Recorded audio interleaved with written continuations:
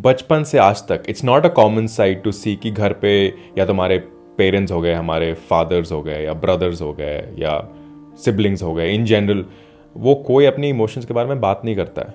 और ये एक ट्रेंड हो गया है इंडिया में, जिसको हम बहुत सारी चीज़ों के अंदर दबा देते हैं। तो ऐसा क्यों है? जब हम इतना प्राइड लेते हैं अपने कंट्री में, हमारे कल्चर में, राइट, हमारे हमारे हैप्पीनेस, हमारे वेलबींग में, तो ऐसा क्यों है कि स्टेटिस्टिक्स हमें कुछ और बता रहे हैं?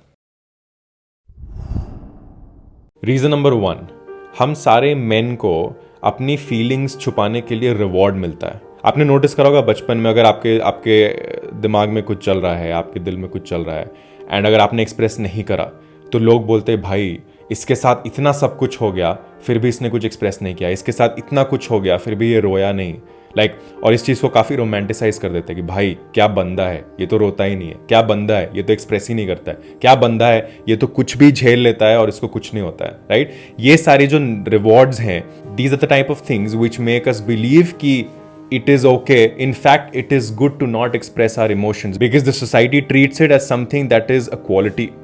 हमें रियलाइज करना है कि नहीं एक्सप्रेस करना is not a quality. In fact, this is a way जो हिस्टोरिकली मेंस के इमोशन को एक्सप्रेस करने के लिए, हमें सप्रेस करने के लिए, ताकि this does not come into the main front, ये कहीं ना कहीं छुप गया है। और इस कमी को छुपाने के लिए हमने उस चीज़ को ग्लोरीफाई कर दिया। हमारे कंट्री में एक प्रॉब्लम है कि कोई भी प्रॉब्लम हम आइडेंटिफाई करते हैं, उस प्रॉब्लम को छुपाने के लिए हम उसको ग्लोरीफाई कर देते हैं, हम उसको रोमांटिसाइज कर देते हैं, और फिर ये सोचते हैं कि हाँ, इसको ये करने से प्रॉब्लम खत्म हो गया। But that's not the end of the story, because eventually after one point वो प्रॉब्लम फिर से रिसर्फेस होगी, और जब इस बार वो प्रॉब्लम वापस आएगी तो बहुत बड़े रूप में आएगी। रीजन नंबर 2, बचपन से लेकर आज तक मर्दों को डिस्करेज किया जाता है कि आप अपनी फीलिंग्स एंड इमोशन शेयर नहीं करें, बिकॉज जो बंदा अपनी फीलिंग्स या इमोशन के बारे में बात करता है, जो बंदा रोता है, वो मर्द नहीं होता है, राइट। मर्द को दर्द नहीं होता, मर्द रोते नहीं, राइट। तो बचपन से लेकर आप जब इस चीज को सुनते रहते हो ऑन अ डेली बेसिस, तो कहीं ना कहीं आपको लगता है कि दिस इज द रियलिटी। आप इस चीज को इंटरनलाइज करने लगते हो। This is very beautiful quote which says that if you keep saying a lie every day multiple times, you'll actually start believing in that lie. Same thing has happened when it comes to men's emotional health, because हमें बोला गया है बचपन से ही कि आपको नहीं रोना है, मर्द नहीं रोते हैं, राइट। और जो मर्द रोता है वो मर्द नहीं होता है, वो कमज़ोर होता है, वो धब्बा होता है। ये सारी चीज़ आप जब कंटिन्यूसली सुन रहे हो बचपन से, तो आपको कहीं ना कहीं लगता है कि भाई यही सच है, और आप उस टेम्पलेट को जीने लगते हो, and that becomes the reality of your life. So we have to understand, अगर आप पढ़ोगे इस चीज़ के बारे में, अगर आप जेंडर रोल्स के बारे में पढ़ोगे, अगर आप जेंडर स्टडीज़ पढ़ोगे, अगर आप सोसाइटी में जो नॉर्म्स असाइन हुए थे इसके बारे में पढ़ोगे, आपको रियलाइज होगा कि ऐसा कोई डिस्टिंक्शन नहीं था कि कौन अपने इमोशंस एक्सप्रेस कर सकता है, कौन नहीं कर सकता है। हम सबको करना चाहिए, हम सब करते थे।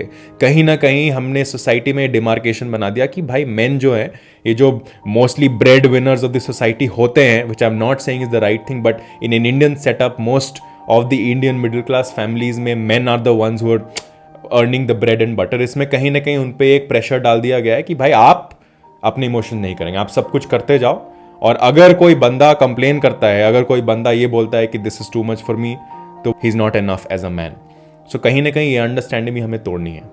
तीसरा रीजन, आपने नोटिस करा होगा, जो हमारे बच्चे, जो हमारे मेल बच्चे होते हैं, इनको बचपन से the kind of environment they live in, उनको कभी स्पेस या टाइम, मेटाफोरिकल स्पेस या टाइम नहीं मिलता है अपनी फीलिंग्स को प्रोसेस करने के लिए या रोने के लिए। आपने नोटिस करा होगा, कोई भी बच्चा रो रहा है, सबसे पहले उसके पेरेंट्स क्या करेंगे? चुप हो जाओ, नहीं रोते हैं, ये नहीं करते, वो नहीं करते। भाई उस बच्चे को समय तो दो समझने के लिए कि भाई वो रो क्यों रहा है। तो बच्चे का आदत हो जाता है कि भाई the first response when I cry is to shut up, because अगर मैं रो रहा हूं मैं चुप हो जाऊंगा, अदरवाइज मेरे को या तो पेरेंट्स कुछ बोलेंगे या सोसाइटी कुछ बोलेगी।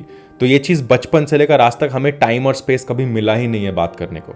चौथा रीजन ये है कि एज मैन हमें आदत है, हम हर चीज को ऐसे ब्रश ऑफ कर देते हैं। हम लाइक हाँ ठीक है, छोड़ दो यार, देखा जाएगा kind of thing, because we are very solution oriented. I understand, right. हमें एफिशिएंसी चाहिए, हमको वो प्रॉब्लम का सोल्यूशन चाहिए, बट इमोशंस के साथ उसको ऐसे ब्रश ऑफ नहीं कर सकते हो। हम हर चीज को एक क्वेश्चन और आंसर की तरह देखते हैं, but when it comes to emotions, emotion में कोई क्वेश्चन या आंसर नहीं होते। Emotions are more like an experience. उस एक्सपीरियंस को आप फील करो, उसको एक्नॉलेज करो, और उस चीज को आर्टिकुलेट करो। That's the only thing you can do with feeling. आप उससे सोल्यूशन नहीं, उसको आप रैशनलाइज नहीं कर सकते हो। और बहुत बार ये होता है कि बिकॉज हम उस चीज को रैशनलाइज नहीं कर पाए, बिकॉज हम उस चीज का आंसर नहीं निकाल पाए, हम उसको इग्नोर कर देते हैं या हम उसको ओवरलुक कर देते हैं, हम बस ब्रश ऑफ कर देते हैं कि भाई ऐसा कुछ नहीं होता है, देख लेंगे, जो होगा देखा जाएगा। But there is this thing called compounding effect, कि अगर आप उसको नहीं एक्सप्रेस कर रहे हो, धीरे धीरे करके वो बड़ा होता जाएगा। बहुत लोगों ने एक्सपीरियंस किया होगा कि भाई मेरे को घुटन महसूस हो रही है, मुझे ही बोलते हैं बहुत लोग कि भाई मेरे को घुटन महसूस हो रही है। वो क्यों हो रही है? बिकॉज आपने आज तक अपना वो इमोशनल आउटलेट एक्सपीरियंस ही नहीं करा, आपने अपना इमोशन एक्सप्रेस ही नहीं करा, तो वो सारा बॉटल अप हो रहा है ना, उस इमोशन को कहीं ना कहीं तो जाना है, तो भरा हुआ है बिल्कुल ऐसे। Which is why bottling up is not a solution, you have to speak it out. पांचवा है जजमेंट्स, और ये मैं हिस्टोरिकली लेके जाऊंगा कि जब हम हंटर गैदरर्स थे, राइट, तो मोस्टली जो मेल होते थे फैमिलीज के, वो जाके compete करते थे, वो आपस में लड़ते थे, बिकॉज उनको घर वापस खाना लाना था टू सर्वाइव, उनको जिंदा रहने के लिए कंपेटिटिव रहना था। And evolutionary main way very competitive, right. और कहीं ना कहीं इस कॉम्पिटिशन में जजमेंट्स आ जाता है, बिकॉज अगर लोगों को लगता है कि इमोशन एक्सप्रेस करना वीक है, और अगर मैं वीक लगूंगा, विच मीन्स कि जो बाहर बाकी लोग हैं उनके बीच में मेरा रैंक कम हो जाएगा या मेरा रिस्पेक्ट कम हो जाएगा, because I am not competitive enough, right. ये जो अंडरस्टैंडिंग हमें बचपन से मिली है कि lack of emotions is being more competitive, ये गलत है। In fact I challenge you to think of this, I challenge you, आप ये सोचो, जो बंदा अपने इमोशंस को सामने ला के रख सकता है किसी के सामने, उससे ज्यादा स्ट्रांग कोई बंदा नहीं हो सकता, राइट। सो जो नैरेटिव्स हमने दिमाग में लगा रखे हैं, आपको वो नैरेटिव को रिविजिट करना पड़ेगा, आपको क्वेश्चंस पूछने पड़ेंगे कि भाई जो मुझे बचपन से बोला गया है, क्या एक्चुअली ये सही है? Do I feel about it the same way? Does my mind think of the same way? Not what I have been told, not what की सोसाइटी ने मुझे क्या बोल रखा है, बट मुझे कैसा लगता है। मुझे जब कोई चीज़ अच्छी जाती है या बुरी जाती है, क्या मुझे किसी से बात करने का मन करता है? क्या मुझे किसी से शेयर करने का मन करता है? क्या कहीं ना कहीं मुझे वो जजमेंट का डर लगा रहता है कि भाई अगर मैं किसी से शेयर करूंगा तो वो ये सोचेंगे कि भाई मैं स्ट्रांग नहीं हूं या मैं मर्द नहीं हूं? क्या आपको ऐसा लगता है? या आपको क्या ऐसा लगता है कि अगर कोई भी बंदा अपने इमोशंस के बारे में एक्सप्रेस करे, कोई भी बंदा ये बोले कि भाई मेरे को रोना आ रहा है, वो बंदा उतना स्ट्रांग नहीं है? अगर आपको ये सारे क्वेश्चंस पूछोगे तो आपको रियलाइज होगा कि बहुत सारी चीज़ें जो हमने खुद से झूठ बोल रखी हैं, और कहीं ना कहीं अगर आप वीडियो देख रहे हो अभी तक, आप रियलाइज करोगे कि आपके भी लाइफ में ऐसा हुआ है जब you wanted to express something but you have not gotten the space, आपको वो जगह या टाइम नहीं मिली है।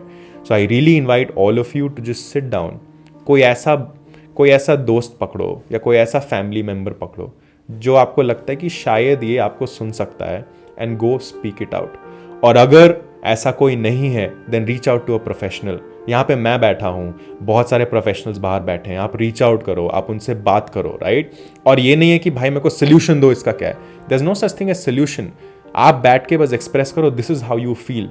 तब आप the moment you start expressing, you realise कि बहुत सारी चीज़ें बाहर आना शुरू होंगी जो आपने सालों से दबा रखा है। बहुत सारी चीज़ों को जो आपने नहीं सोचा था लेकिन ऐसा भी है, बहुत सारी चीज़ें आपने सोचा था ऐसा है बट वो ऐसा नहीं रहेगा। It's very fascinating once you started working towards your emotion, right.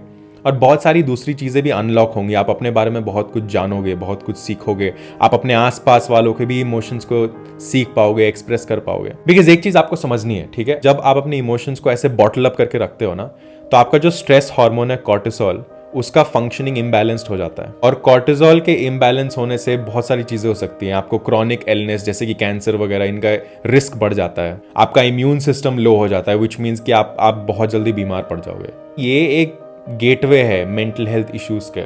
बहुत सारे लोग जो सालों तक अपने इमोशंस बॉटल रखते हैं, you know, they are very vulnerable to depression, anxiety, ये जितने भी मेंटल इलनेसेस हैं, ये बहुत ज़्यादा ससेप्टेबल हो जाते हैं। Regardless, you know, after all this I want you to know कि I am here for you. The entire point of me making this video and the series of videos जो मैं आगे बनाने वाला हूँ, the entire point is to support my fellow man. Because I have realise कि बाहर लोग अब मेंटल हेल्थ के बारे में बात कर रहे हैं, but there is a genuine lack of conversations around men's mental health, men's emotional wellbeing, right. And it's time कि हम सारे बंदे बाहर आए, अपनी इमोशंस को एक्सप्रेस करें, अपने इमोशंस को एक्सेप्ट करें, उन पर काम करें, और जो हमारे आसपास फेलो मैन हैं, बाकी जो बंदे हैं, उनको भी एनकरेज करें बाहर आने को। अगर आपने अपने लाइफ में कभी ऐसा फील किया है, कभी ऐसा आपने सोचा है कि you know I wanted to express something, मुझे कुछ मन था बात करने का, या मुझे कभी कभी बात करने को मन करता है but there is nobody there for me, या अगर मैं बात करूंगा तो शायद मुझे लोग जज करेंगे, आप कमेंट सेक्शन में डालो अगर आप हो कि नहीं। I really challenge you to write that on the comment section, because that will be the first step. ये पहला स्टेप होगा कि आप एक्सेप्ट कर रहे हो कि भाई I have felt this, and the moment you accept this, that will be the first step towards working on these emotions. मैं हेल्प करूंगा आपको, I will tell you, I will work with you कि कैसे engage करना है conversations में, क्या काम करना है, क्या नहीं करना है, राइट? कैसे करना है, किसके पास जाना है, किसके पास नहीं जाना है, क्या बोलना चाहिए कभी कभी, क्या नहीं बोलना चाहिए, अगर किसी के पास जाना है आपको क्या बोलना है, राइट? अगर कोई आपके पास आया है उसको क्या बोलना है। All of this we can work together, right? Just know that you are not alone, we are all in this together.